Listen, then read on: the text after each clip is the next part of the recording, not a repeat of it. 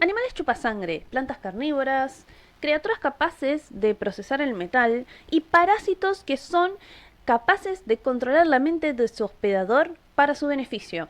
Todo eso suena a criaturas alienígenas aterradoras que podrían aparecer en cualquier serie de ciencia ficción como Alien Earth. Sin embargo, todas esas son características de organismos que ya existen en la Tierra. Y no estoy hablando de ciencia ficción, estoy hablando de biología de verdad. Porque no hay que viajar a otros planetas o imaginarse los rincones más insólitos del universo para pensar en cosas aterradoras. La naturaleza muchas veces es más aterradora que la ciencia ficción.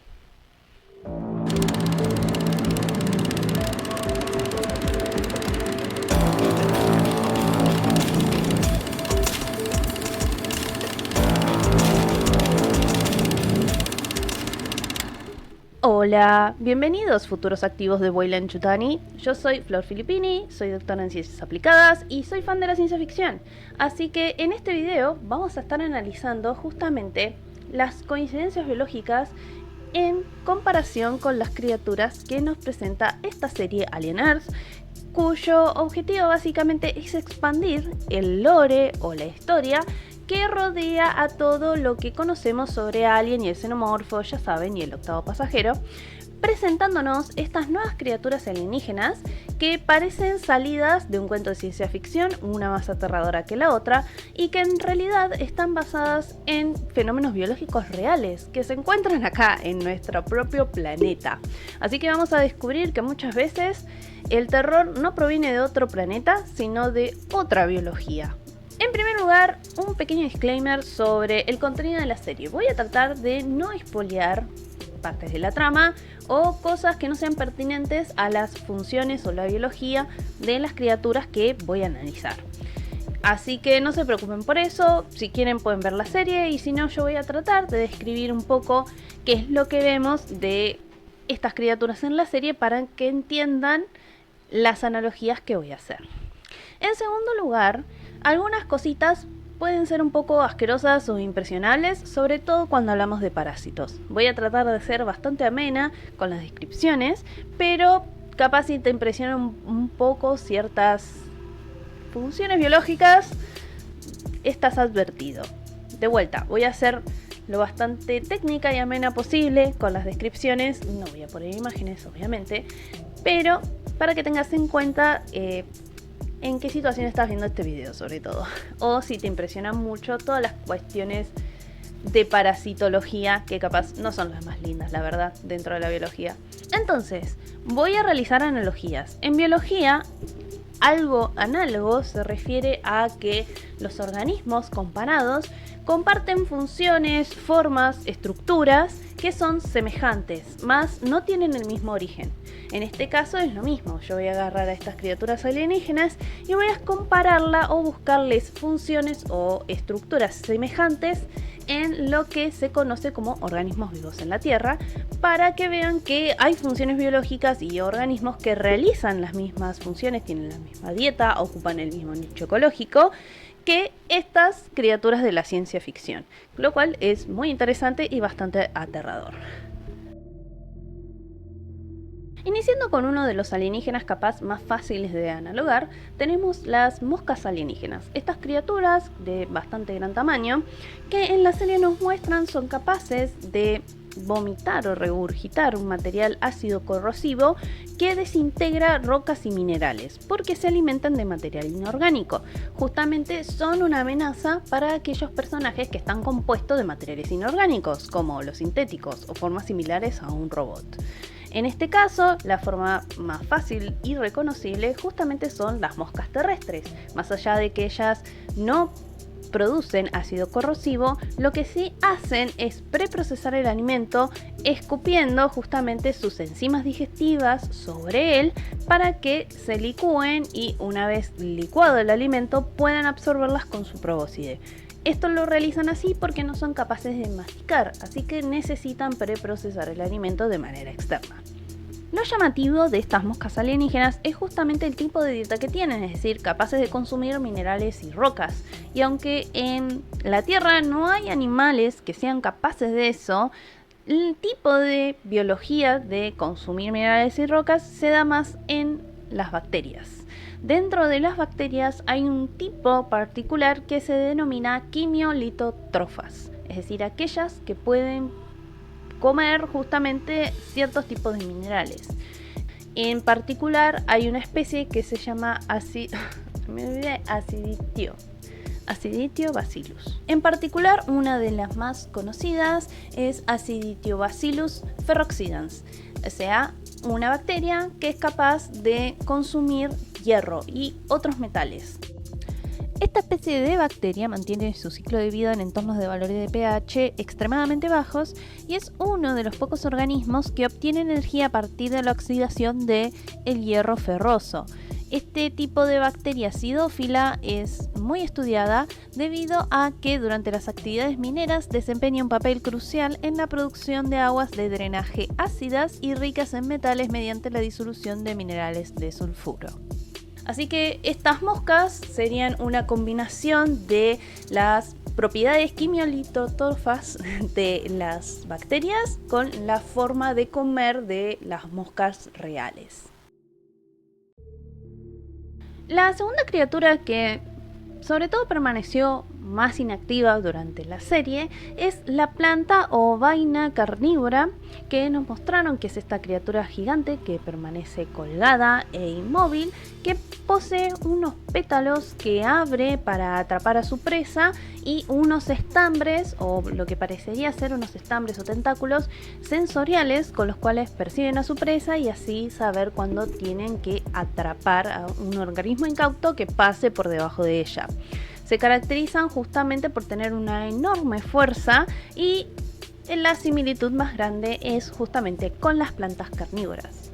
Las plantas carnívoras en la Tierra justamente se caracterizan por ser una estrategia evolutiva que se dan en ciertos grupos de plantas que habitan principalmente pantanos y turberas. En estos ambientes los suelos son muy poco ricos o incluso carentes de muchos elementos esenciales para la planta como el nitrógeno y el fósforo, y ellas las obtienen justamente a través de alimentarse de insectos o pequeños organismos, y han evolucionado distintas estrategias para justamente atrapar pequeñas presas para digerirlas y así obtener los nutrientes que les hacen falta.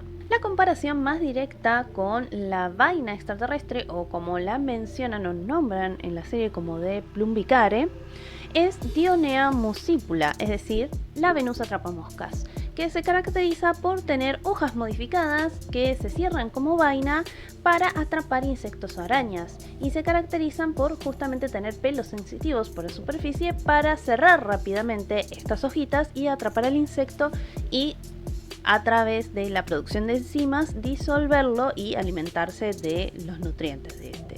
Obviamente tienen el mismo accionar a través de una rápida captura de su presa para poder alimentarse. La diferencia es la escala.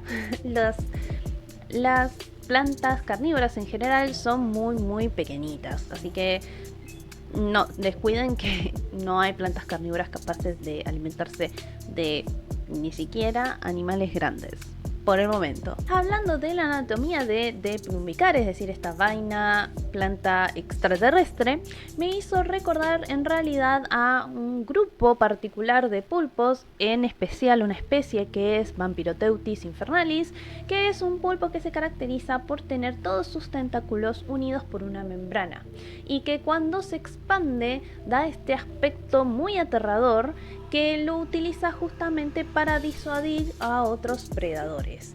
En este caso, esta forma dramática de exponerse de esa forma le sirve para escapar, pero en el caso de la vaina extraterrestre sería su forma de captura de presa, así que en realidad, aunque tengan distinta finalidad, me hizo recordar a las mismas estructuras que se ven en ese pulpo. Y continuando con el resto de especies alienígenas, estas tres las agrupé juntas porque justamente son parásitas o tienen cierto nivel de parasitismo en su ciclo de vida. esta característica biológica se da en la Tierra. Hay distintos organismos de distintos grupos y distintas especies especializadas en el parasitismo, es decir, de vivir a expensas de otro organismo o animal, criatura, planta, lo que fuera. Y pueden ser ectoparásitos, es decir, ecto significa fuera, es decir, viven por fuera del organismo, o endoparásitos, endo significa dentro, es decir, viven dentro del organismo hospedador. Y dentro de ese tipo de parasitismo hay algunos que son parásitos obligados, es decir, sí o sí necesitan vivir del hospedador, y hay otros que son parcialmente parásitos, es decir, muchas veces solo una parte del ciclo de vida son parásitas, como en el caso del xenomorfo. Y otros son súper especialistas en controlar a su hospedador, que son los más raros, pero los hay, como en el caso del ojo pulpo, que es capaz de controlar a su huésped. Todos estos tipos de parásitos se dan en la vida real y hay diversos organismos, y vamos a pasar uno por uno con los ejemplos de todos este tipo de parasitismo. Y de vuelta, iniciando con capaz el más fácil de corresponder, que son las garrapatas alienígenas. Este tipo de garrapatas, como vimos en la serie, son organismos bastante grandes que se caracterizan justamente por ser hematófagas, es decir, aquellas formas que se alimentan de la sangre de otros organismos, y también son capaces de hincharse, como lo hacen las garrapatas que conocemos, y en el caso de las garrapatas alienígenas son capaces básicamente de dejarte sin sangre, más por un tema de escala que otra cosa. En lo que es la biología real, las garrapatas, bueno, son mucho más pequeñas, pero se caracterizan por ser arácnidos, es decir, son parientes de arañas y los escorpiones, que son ectoparásitas y parásitos obligados, es decir, necesitan parasitar a otro organismo para poder sobrevivir, ya que viven de la sangre de otros animales.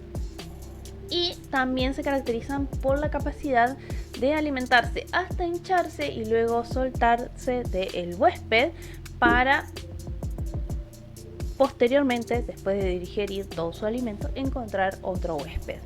Una particularidad que nos mostró la serie es que estas garrapatas alienígenas tienen un ciclo de vida muy particular, y es que son endoparásitas, es decir, las larvas se tienen que desarrollar dentro de un hospedador. Así que liberan las larvas en un líquido, estas son ingeridas por algún organismo desafortunado, y las larvas se alimentan de la sangre del hospedador, pero internamente, para posteriormente liberarse de manera dramática como adultos.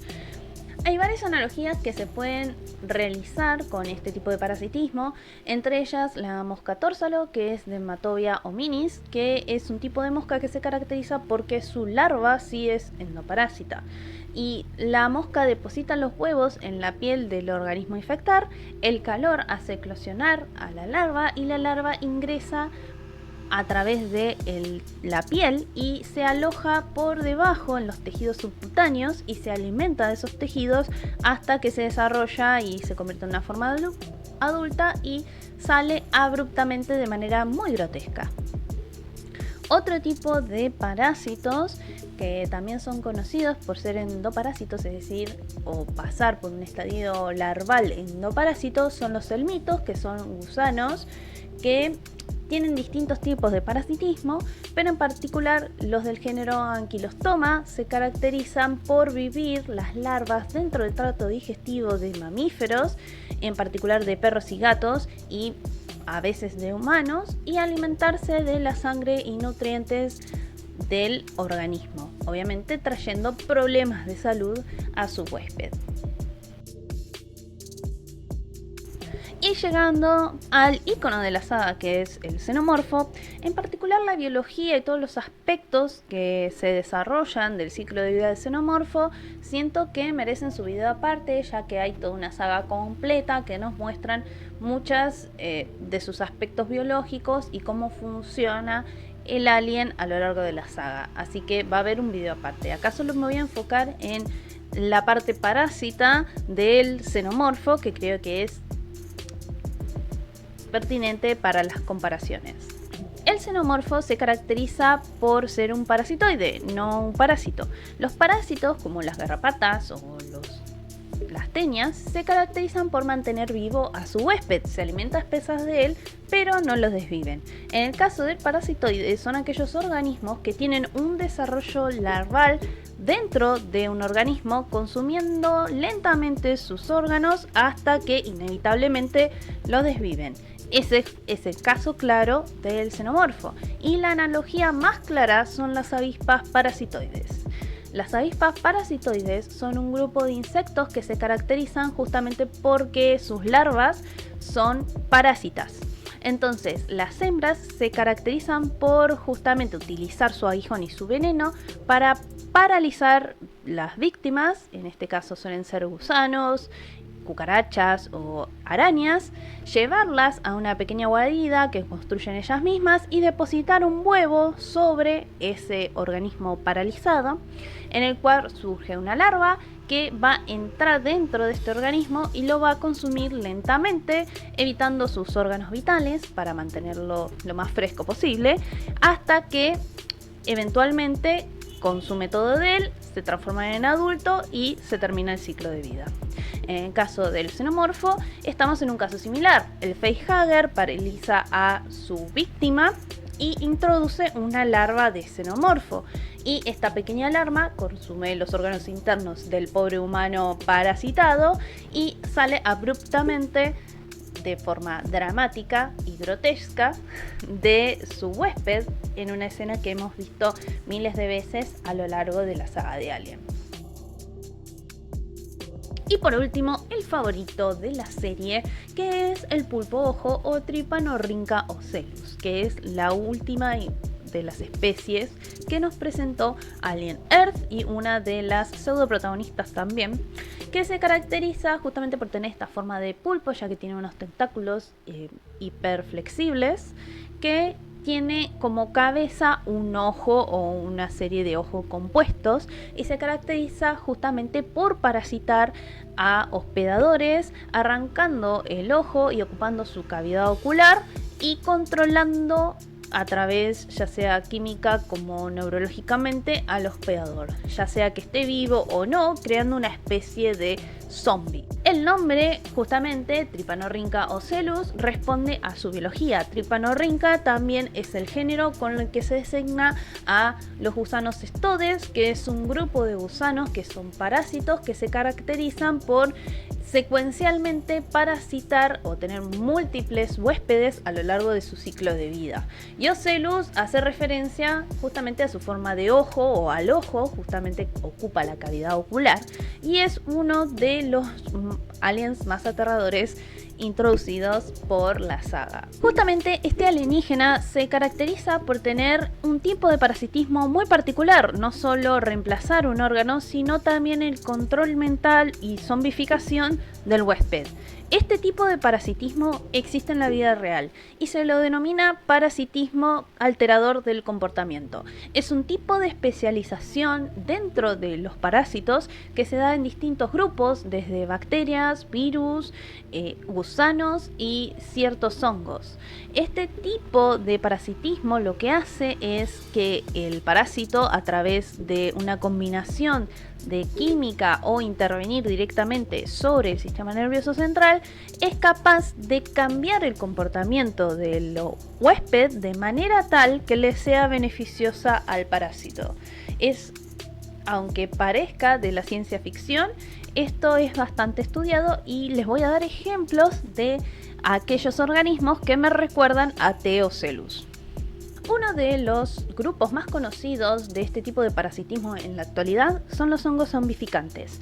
Los hongos zombificantes se caracterizan por infectar y ser especialistas en el control del sistema nervioso central de los insectos. El hongo, al infectar a un insecto desprevenido, utiliza un conjunto de enzimas neuroquímicas que le permiten la desorientación y el control del insecto para que, en la mayoría de los casos, empiece a subir a lugares altos, encuentre el lugar más alto posible y así desarrollar sus estructuras reproductivas para esparcir sus esporas. Es decir, logran todo este control del huésped para fines reproductivos. Uno de los hongos más conocidos o más famosos de este grupo de hongos zombificantes es el Cordyceps, que es justamente el que inspiró el juego y la serie The Last of Us. Historia de ciencia ficción que justamente muestra un mundo posapocalíptico lleno de zombies que están justamente controlados por el Cordyceps.